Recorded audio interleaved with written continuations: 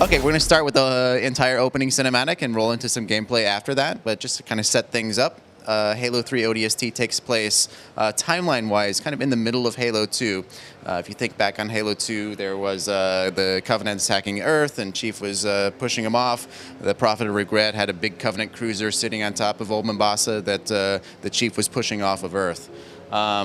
ODST starts just before that happens, and so that cruiser is still sitting on top of Old Mombasa, and we start with our squad of ODSTs. We jump into the shoes of the rookie here, who's taking a nap before the mission, and they're planning their attack on the Covenant cruiser, and you'll get to meet several of the characters.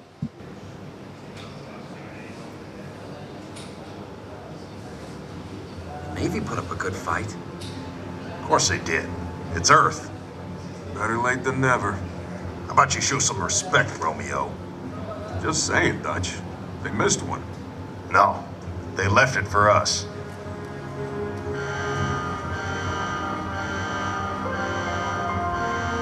You know the music. Time to dance. Hello, beautiful. Pods. Now.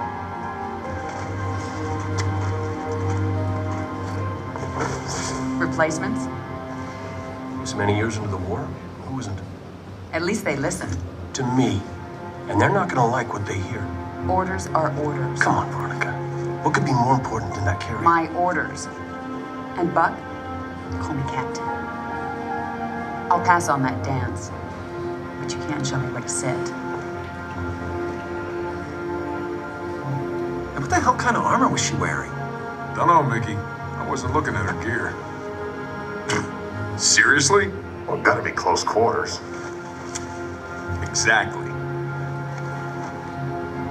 Second to last. Right next to mine. Cozy. You gonna tell us her name, Gunny? Ms. Naval Intelligence. Our new boss. Oh, brother. So check your mouths, find your chairs, and get set for a combat drop. What the hell am I supposed to do with this inside a Covenant ship?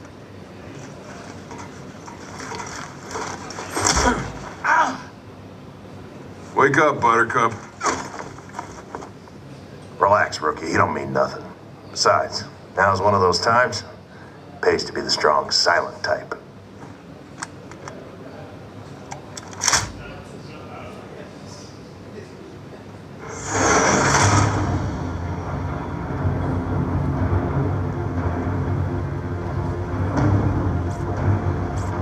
Latest intel reports Covenant ships are massing beneath the carrier. They're pulling back? Why? I'm gonna find out way up here. Fuck her off, Marine! I sure as hell ain't hosing out your pod!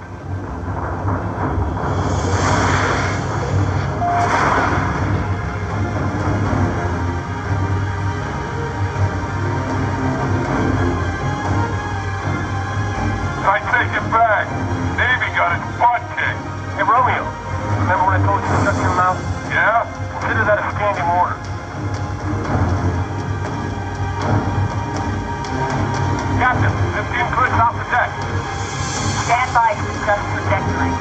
On my mark. What did he just say? Mark. We're way off course. We're heading exactly where I need to go. But we're gonna miss the carrier. Radiation! Covenant just set off a nuke? No. The carrier's going to jump. It's a subspace weapon. You need to... EMP, losing power. They popped their chutes. We're going in hard.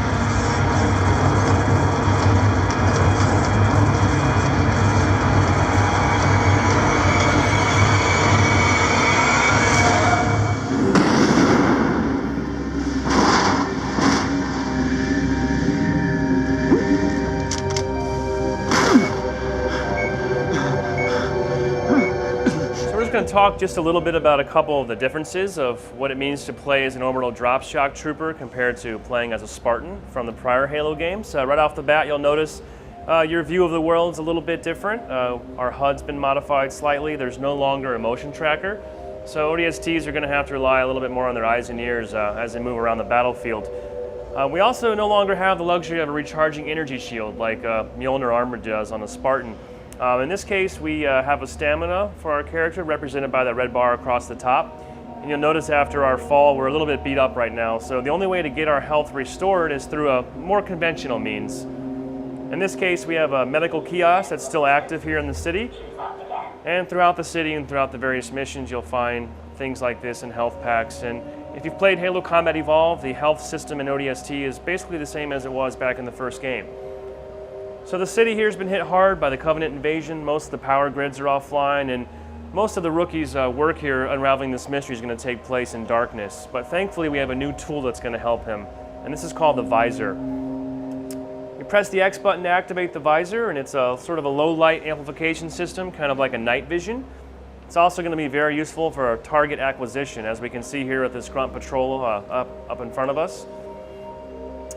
In a cooperative game, your friends and NPCs will show up in green, enemies will be in red, so at a distance in the dark, it's very easy to assess friend from foe.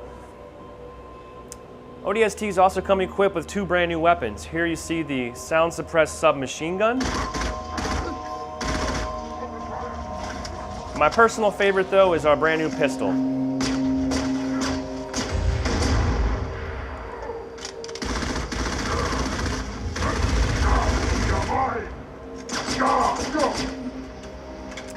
If you've played Halo 1, this pistol is going to feel very, very familiar. It's quite lethal, it excels at headshots, and as fast as you can pull the trigger, you can fire off rounds. So ODSTs don't have the luxury of a set of Mjolnir super armor. They're not 7 foot tall, near invincible soldiers, but these guys are Special Forces operatives. They're quite capable in combat.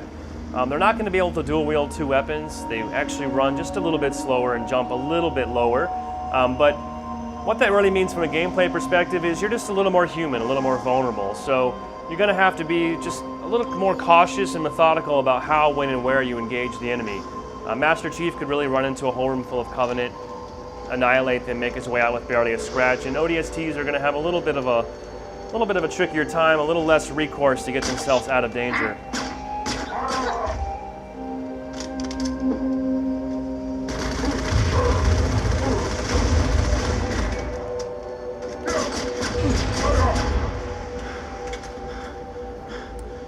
You'll also notice here as CJ is moving around the city, we went for a completely different mood and aesthetic here in ODST. Because at its core it really is a mystery story, we took a lot of inspiration and sort of infused the game with a film noir atmosphere. That's going to play through in everything from our skyboxes to our visual aesthetics, our sound design, our dialogue, even our character names.